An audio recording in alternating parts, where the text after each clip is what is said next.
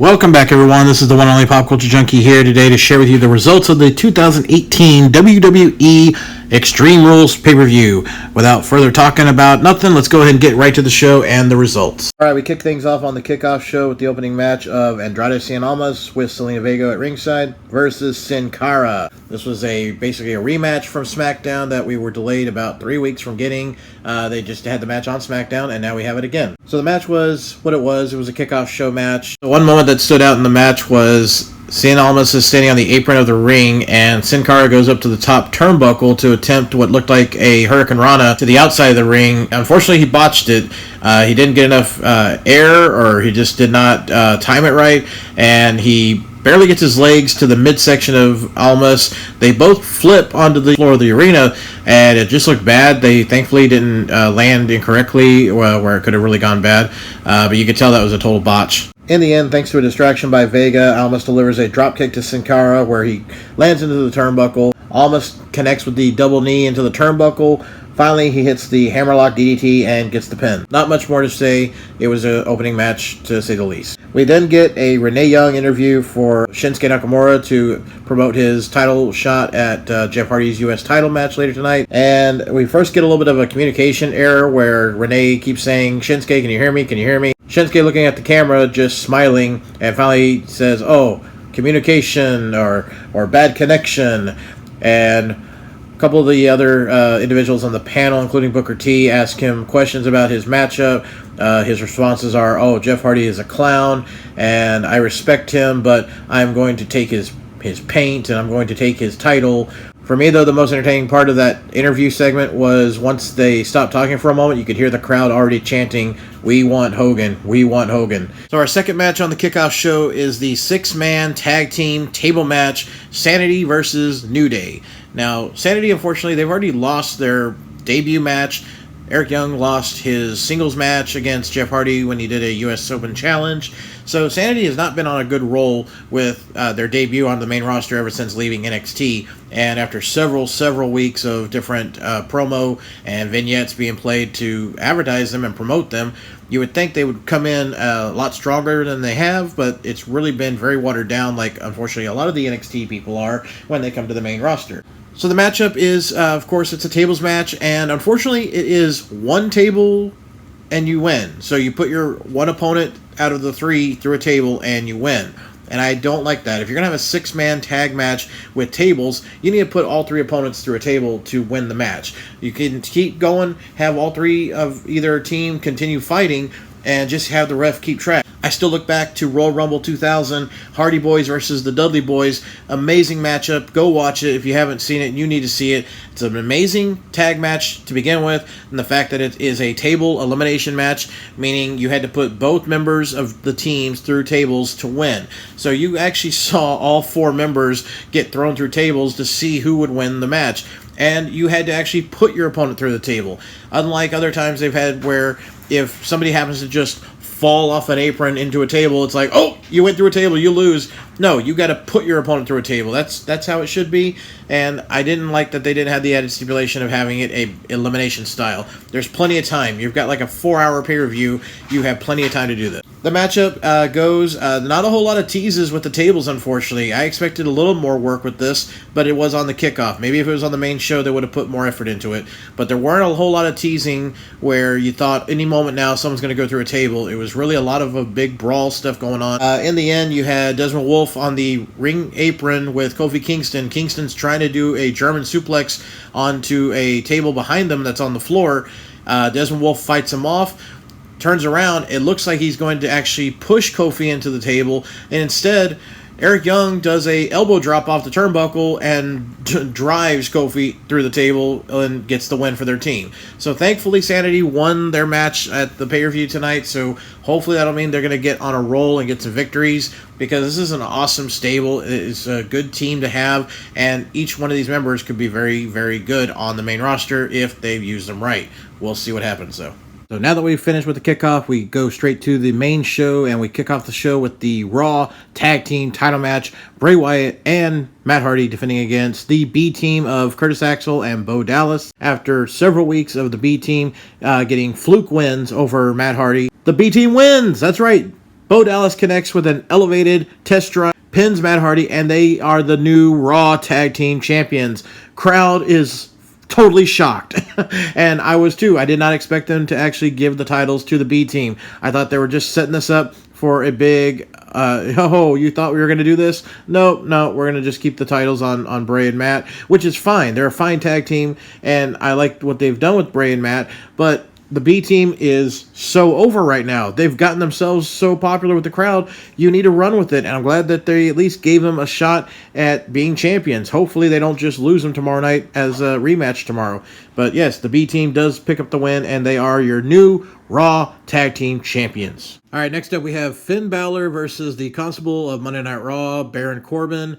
This is another non-Extreme Rules match at the Extreme Rules pay-per-view. Finn gets the win with a small package after Corbin tries to go for the end of days finisher, but Finn ends up winning the match, and the crowd is happy just to have this thing over. Hopefully we don't get a rematch again.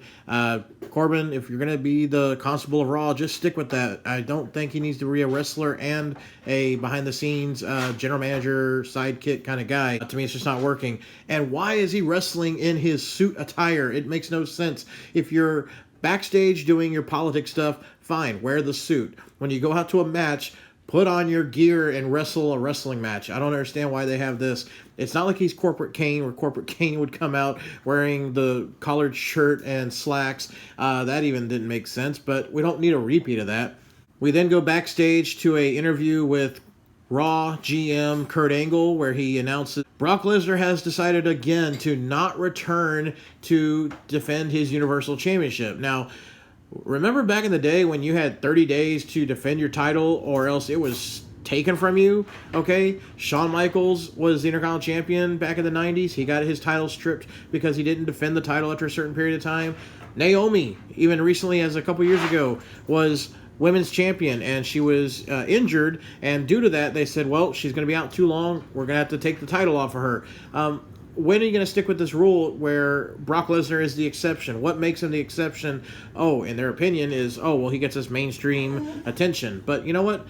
The mainstream attention that they think they're getting doesn't watch the show to begin with, so why does it matter? So he announces that Brock Lesnar has a chance to either show up on Raw tomorrow, and he will either decide when he's going to come back and defend the Universal title, or Kurt Angle will potentially strip him of the title finally. It's like, oh, you're threatening to take something away from him he doesn't even care that he has. Makes no sense.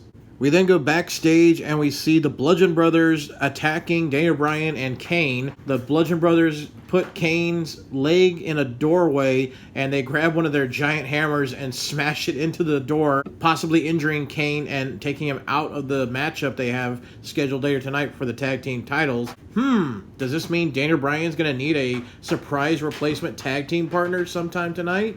Who could it be? So we go back to the ringside, and it's time for the Women's SmackDown Championship title match. Carmella defending against Asuka. And even though this is, again, Extreme Rules, the pay-per-view, their only stipulation they've added is James Ellsworth will be suspended above the ring during the match in a shark cage. This, of course, is hopefully to avoid any interference from James Ellsworth and give Asuka a fair shot finally at Carmella. But unfortunately, that doesn't happen as you would predict with any kind of shark cage. The match begins early on. James Ellsworth drops a chain into the ring to try to help Carmella. Referee finds it beforehand and tosses it out. Ellsworth then drops a spray bottle containing something that's going to blind Asuka, but Asuka thwarts it, knocks it out of her hand. The two fight to the outside of the ring, and during this moment, Ellsworth opens the door of the cage, tries to shimmy down, and it's very poorly done, and it seemed like he took his sweet time.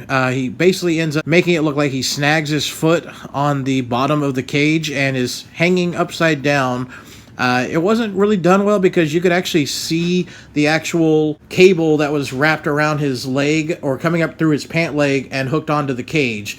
So obviously he had something shimmied up his pant leg or something so he could, be suspended. It didn't come off natural. You could tell that this was gimmicked. Asuka sees her opportunity to get some revenge finally, and of course, a face is naive, right? So she goes back into the ring, avoids any kind of chances of getting one up on Carmella because, hey, if Ellsworth is completely hung upside down on the cage, wouldn't you take full advantage and just throw Carmella in there and pin her? Yes, but no, they have to make Asuka be a little naive, apparently, and she gets in the ring. She beats up on Ellsworth. A couple of ringside technicians come in to try to get Ellsworth off of the cage. While they're doing that, Asuka ends up attacking them, saying, hey, I want to get my hands on him. That's when Carmella comes in from behind, pushes Asuka into the cage, gets a pinfall, and again, Asuka once again loses another match. Carmella celebrates the victory and heads to the back. Ellsworth is in the ring, left alone, and at least Asuka gets a little bit of her revenge. She beats up on Ellsworth and finally puts him in the Asuka lock, and then gets a little bit of redemption. But it's just so horrible, sad. I mean, just why do they not see the money in Asuka that everyone in NXT did, everyone that was hyped for her to come to the main roster does? It just does not make any sense to me why they're doing this. But yes, sadly, Asuka again loses another big match and again does not win a championship title. All right, next up we have the United States Championship match. Jeff Hardy defending against Shinsuke Nakamura. After we get the introductions, the referee holds up the title belt to present it to the crowd. As he turns to go hand it off to someone off of the outside of the ring, Shinsuke sneaks up behind Jeff Hardy and delivers a low blow. He turns around and walks away nonchalantly, and the ref happens to see Hardy laying on the ring and just going like, what happened? And of course, Shinsuke's like, I don't know what happened. Jeff Hardy, of course, could easily just say, you know what, hey, this happened, I'm out.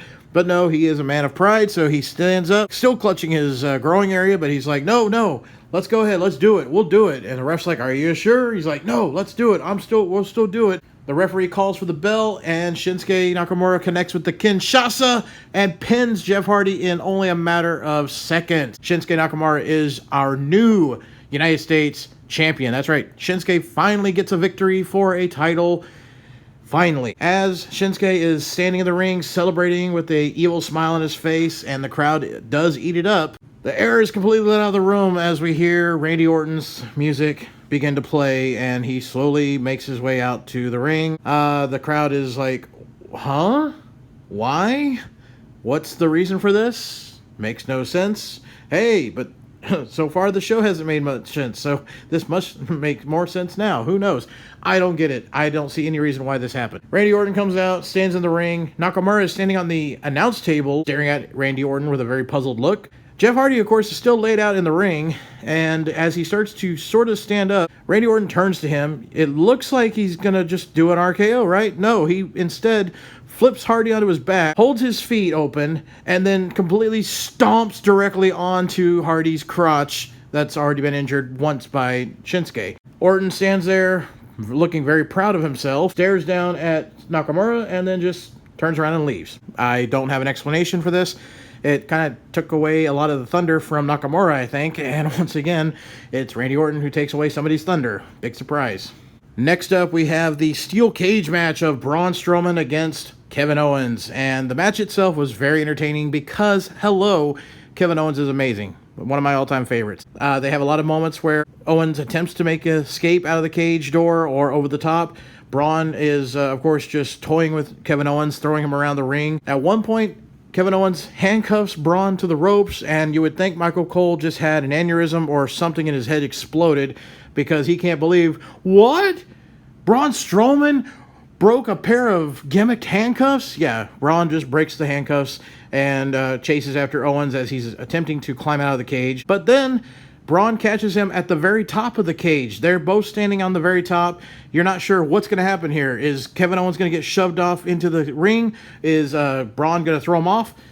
Well, guess what? Braun literally throws Kevin Owens off and he lands on the middle announce table. It's incredible. Yes, Braun throws Kevin Owens off, takes a bump a la similar to Mick Foley at King of the Ring 98. But the bell rings, and the winner is Kevin Owens because he is the first one to exit the cage.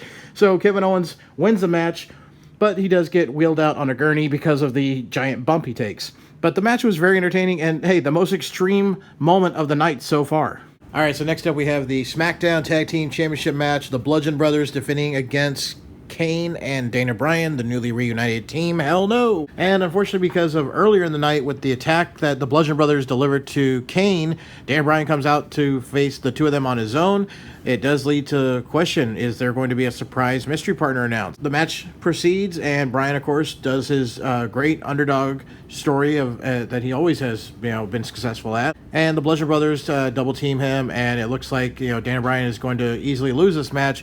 And then finally, somebody's music hits. And who is it? Is it Hulk Hogan, who's rumored to be backstage? Is it possibly The Miz? That would be awesome. Hey, maybe they do a little storyline there. No. Kane's music hits. He comes out in full ring gear, but he has his leg in a leg brace and is, very slowly stumbling out and hobbles to the ring. He gets in, makes the hot tag, and does his best that he can do on one leg to try to win the match for his team. In the end, though, the Bludgeon Brothers defeat Team Hell No when they get the pinfall on Bryan, and they remain your tag team champions on SmackDown. So this was an interesting match, to say the least, because you had an open opportunity here to skim past the Team Hell No reunion and move on to having Daniel Bryan win the titles with maybe a surprise partner. I think it'd be very far-fetched for it to have been Hogan, but that would have been very fun. But also you have The Miz, who's not even scheduled for a match tonight. That would have been interesting to have him just show up and be like, you know what, I want to win a title, and let's do this. And that would lead more into the story of where we are going to hopefully one day get that Daniel Bryan versus The Miz matchup that we've been waiting for ever since the whole Talking Smack segment from a couple years ago. But Bludgeon Brothers are still the champions, and I'm happy because I like them as a tag team. I'm glad they're getting a solid run as champions. So next up, we have the main event of the show, right? The main event is Roman Reigns versus Bobby Lashley. But wait, no, actually, we still have several matches to go, and they're going to go ahead and do this match now. Amazing, right? Everyone expected this to be the last match of the night, but they changed their mind, or they made some plans that wanted to actually please the fans, I guess. Who knows?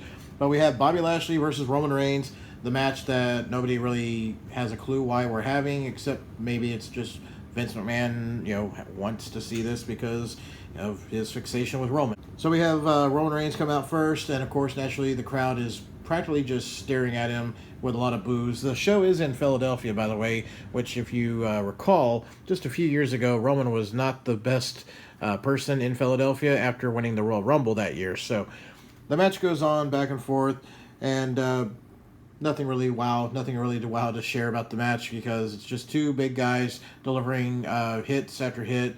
The one scary moment was when Roman Reigns basically did a attitude adjustment to Lashley to the outside, and Lashley hits really hard on the floor. Cole kind of made it seem like he was going to hit his head on the apron. He was nowhere near it, but Lashley, you got a 300-pounder guy just being flipped over like crazy, and he hit pretty hard.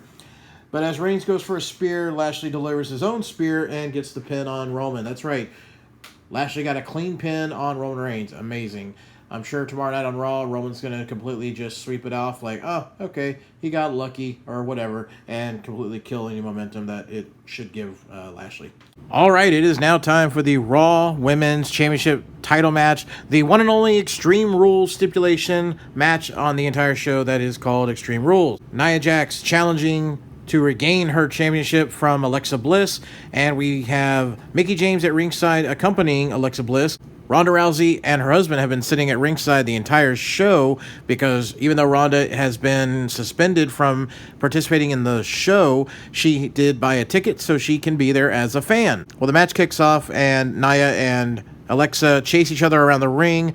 Mickie James attempts to help Alexa by bringing out a bunch of different weapons from under the ring, such as trash cans, steel chairs, trash can lids, kendo sticks, and such. Midway through the match, because of the continued interference from Mickie James, Natalya runs out to help Nia Jax. Instead of helping, though, both Mickie James and Alexa take care of Natalya. At this moment, Ronda Rousey is fed up and can't take it no more, and she jumps the barricade to assist. She attacks both Mickie James and Alexa. She gets inside the ring and delivers her Samoan drop style finisher to Mickie James. However, due to all the interference, no matter what, Alexa comes back. She's able to hit Nia Jax with the steel chair a few times before finally delivering a DDT onto the steel chair and getting the victory. Just as she and Mickey are escaping out of the ring and heading up to the ramp, that's when Ronda comes back into the ring, but it's a little too late.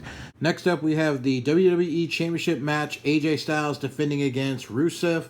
This was a very anticipated match, in my opinion, because Rusev is very over with the fans, even though he's technically supposed to be a heel. The hashtag Rusev Day gimmick has really worked for him. Aiden English being by his side as well has really helped him out. So Rusev is getting a really good fan following right now. So it's good to see him actually get a title shot. Unfortunately, this is the WWE title matchup, and one, it's not in the main event spot, as in it's not the last match of the night. And then number two, it has no other stipulation added to it for the Extreme Rules pay-per-view. You would imagine this would be the one given the Extreme Rules stipulation or some other kind of stipulation since it's at an Extreme Rules pay-per-view, but it's not.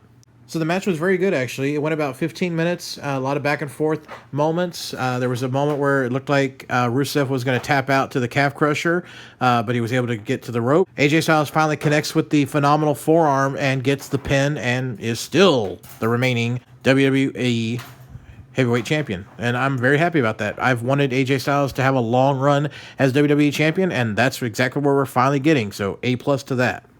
So the main event match of the night is the 30-minute Iron Man match for the Intercontinental title. Dolph Ziggler defending the title with Drew McIntyre at ringside against Seth Rollins. Now we're going to go through real quick because there were a lot of near falls, a lot of near countouts, near misses, near everything. But we're just going to go cut right to the chase, and I'm going to shoot through all the pin attempts, pinfalls, and victories and such, and then we'll get to the end. In order, we have Seth pinning Dolph Ziggler with a cradle that leads us to 1-0. Seth then delivers a stomp, followed by a pin, 2-0. At this point then, Drew McIntyre interferes, which causes a disqualification, and that gives Seth Rollins a 3-0 advantage. After the attack by Drew, he's sent back to the backstage area, and at this moment, Dolph Ziggler takes advantage of Rollins, goes for the pin, and gets his first pinfall, making it 3-1. Dolph Ziggler follows it up by delivering a super kick and gets a pin on Rollins, bringing it to 3-2. He then connects a zigzag and pins Rollins, bringing it to a 3-3 tie. Ziggler, with his feet on the ropes, pins Rollins, bringing it to a 4-3 lead. Rollins then brings it back by connecting with a slingshot into a roll-up and pins Dolph, bringing it to a tie 4-4. We're down to the last 30 seconds of the match. Rollins connects with a curb stomp, goes for the pin attempt, but the clock has run out. Ziggler gets out of the ring, collects his title belt, begins to walk up the ramp. Just then, Kurt Angle's music hit. He comes out and says, hey, my hometown is not going to be happy with this, so we're going to restart the match under sudden death rules. That's right, just like 20-something years ago with Bret Hart versus Shawn Michaels at WrestleMania 12. We had a tie. We have to have a winner, so we're going to restart the match. Whoever gets the next fall is the winner and your Intercontinental Champion. Of course, Dolph Ziggler is not happy about this. He complains. Rollins is in the ring, ready to go. He's calling for Dolph to come back in. The ref rings the bell before Ziggler's even back in the ring. Just as Dolph is about to come up to the ring again, Drew McIntyre appears at ringside, jumps up on the apron, distracts Rollins. Ziggler comes in behind, connects with another zigzag, pins Rollins, and gets the win and is still your Intercontinental Champion. The crowd was very unhappy with this match. If you did not watch the show live, the audience did not 100% turn on the entire match, but you could tell that they were not as invested as WWE and Vince would like them to have been. This was a 30-minute Iron Man match, and it did have a countdown clock that they had up on the Titantron. And very early on in the match, the audience, as the clock would come down to the end of each minute, would do almost like a Royal Rumble style 9, 8, 7, 6, 5, 4, 3, 2, 1. And it almost sounded like they also made the little sound that the buzzer would make when a Rumble entry happens. And yeah, they would do this every minute, every time it was coming down. Midway through the match, they actually turned off the clock from the Titantron so that the audience would hopefully not be able to count along, but they ended up just counting anyways at times throughout the whole match, so it didn't matter. I think at about the 10-minute mark, they put the clock back up on the Titantron, and you could hear this loud applause, and the crowd started doing the Daniel Bryan yes chant, and it had nothing to do with what was going on in the ring. Even Seth Rollins was like kind of looking around for a moment like, what? And I almost thought for a second before I saw that they had put the clock back up, I thought maybe, oh, somebody's interfering again, somebody's coming out here, something. But no, it was just because of the clock. So Dolph Ziggler is still our Intercontinental Champion, and he retains. It was very anticlimactic, though. I mean, the ending of this match was nothing more special than what you would get at the end of episode of SmackDown or Raw or something. It didn't really make sense to have this kept as the final match of the night. They easily could have put this in the middle of the card and then put the AJ Styles Rusev match as the final match of the night. There's no reason not to put the WWE Championship title as your main event match every pay-per-view. All right, ladies and gentlemen, boys and girls, there you have it. That is the results for the 2018 WWE Extreme Rules pay-per-view. I have to say I enjoyed some of the matches, but a lot of the results at the end didn't make any sense to me. There was a lot of confusion as to what direction they're going. I know we have SummerSlam coming up as our next big pay-per-view, and to me right now it seems like they just didn't want to close a lot of storylines because they wanted to keep these for SummerSlam later on. Maybe we're going to probably get another Lashley Roman Reigns rematch, which I'm fine with. Keep those two away from title matches. Just let those two fight each other for the next 6 months or whatever. I'd rather that than have to suffer through either one of them going after either Brock or even Rollins or Ziggler, whoever has the IC title at the time, and so forth. Just let them do their own thing for a while. The show itself, I would say maybe about a 6 out of 10, and I think that's being very generous based on the decisions they made for the results that they had for the matches. This was an Extreme Rules pay-per-view. We had one match announced for the Extreme Rules stipulation, and it wasn't even like the top match of the card. It was the Raw Women's Championship match, and again, not taking anything away from the women and such, but it just didn't make any sense to make this that stipulation. I think honestly, they should have had stipulations for all the matches, and that Extreme Rules thing should have been just given to the main spot, to the AJ Styles versus Rusev for the main spot for the main title. And again, the only match that really had the most heat going in, at least by the way they advertised it continuously, was the Roman Reigns versus Lashley. So give that one the stipulation. Let's look back. You had John Cena versus Brock Lesnar back when Lesnar first returned, and that was the gimmick they had, was an Extreme Rules match at Extreme Rules. So there you go, okay? But I just didn't understand why they didn't go a little further. I know, of course, we're dealing with a lot more PG era type stuff sometimes, but hey, they still have had a little bit of more hardcore moments, extreme moments at times at other pay-per-views as well as on the shows. So can't tell me that they couldn't go a little more in a more hardcore direction if they wanted to. But who knows? There could be other things at play. I don't know. But I enjoyed the show. I enjoyed the pay-per-view. I thought there were some good matches. My favorite match, obviously, was the steel cage match with Braun versus Kevin Owens. Kevin Owens had the spot of the night, in my opinion. That was a great spot where he was thrown off the cage. But I was glad to see that it was done to where he ends up winning the match anyways. So I cannot wait to see what they do with him. Hopefully he'll be off TV tomorrow and sell the injuries or so for at least a week. But if he is on Raw tomorrow, I can't wait to see how he's going to brag and be like, hey, I defeated the monster. I should be the new Money in the Bank holder now because I beat Braun, right? Something. I mean, he's going to go crazy with it, I'm sure. I was very disappointed, obviously, with the Carmella versus Asuka match.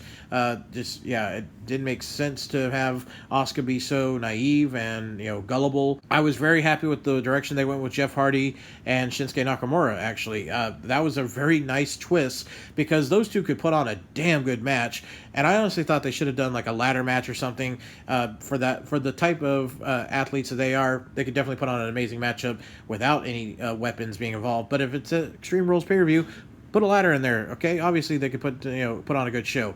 One thing I want to back up on, I keep forgetting to mention, was during the Braun Strowman and Kevin Owens match, Kevin Owens connected with a Stone Cold Stunner, and it made me pop right out of my seat when I was watching it. I had to rewind it real quick because I was like, wait, what? Did Kevin Owens just get a Stone Cold Stunner on Braun Strowman? And he did.